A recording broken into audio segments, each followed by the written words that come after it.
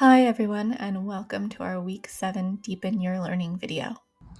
We all know that carbon dioxide is the topic of choice when we talk about climate change.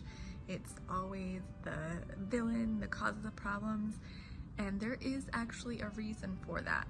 Though carbon dioxide is not the only greenhouse gas, a gas that's trapping heat in the atmosphere, it is definitely the most prominent.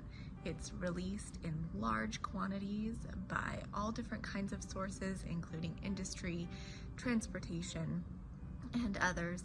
And so it's what we focus on a lot of the time because it is the biggest problem out of all of the different gases that are causing the greenhouse effect. Like the thermostat in your home, some carbon cycles can act as a regulator on global climate by increasing temperatures when it cools down and decreasing temperatures when it gets too hot. The processes that decrease the amount of carbon in the atmosphere and therefore decrease global temperature are called carbon sinks because they remove carbon from the atmosphere. A prime example of a carbon sink is death and burial of previously living organisms. Living organisms contain carbon. As they die and are buried, that carbon gets sequestered into the earth. If conditions are right, that buried carbon will eventually turn into rock, which is a long-term storage of carbon. The opposite of a carbon sink is a carbon source, when carbon is released back into the atmosphere. One common carbon source is caused by weathering of rocks. So, for example, as waves hit rocks that are along the shoreline, they release the carbon that was sequestered in those rocks back into the environment. Another natural carbon source is volcanic activity. As volcanoes erupt, the carbon that was in magma beneath Earth's surface is released back into the atmosphere. So if we have both carbon sinks and carbon sources, how is it possible that the global climate would change to become warmer or cooler? One possibility is through a positive feedback loop. In positive feedback, you have cycles that are continuing to feed in one another. So something that is caused by being cool will make things cooler.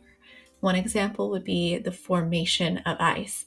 Ice forms when it is cool, and as more ice forms, it is reflective for sunlight and it makes things overall cooler. Another positive feedback loop would be the melting of ice. It's warm, so ice melts. With less ice, you have more dark water, which makes the climate warmer. Alternatively, you can have a negative feedback loop. This is where when the climate is getting warmer, for example, there will be more evaporation. More evaporation will lead to more cloud formation, which will ultimately lead to the climate cooling. So it has the opposite effect. Something that a lot of people ask themselves after they learn about the topic of climate and climate change is why that matters for us, especially as individuals. I think as members of the church, we have a unique perspective on this, and that is that we know that we are stewards of the earth.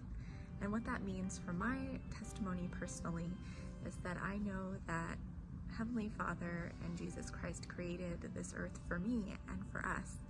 And I want to show appreciation for that creation and that gift, just like we would show appreciation for a gift that someone on earth has given us. And we can do that by being mindful of the ways that we are affecting the earth. And if it is a negative way, taking that into account and considering possibilities for being better stewards.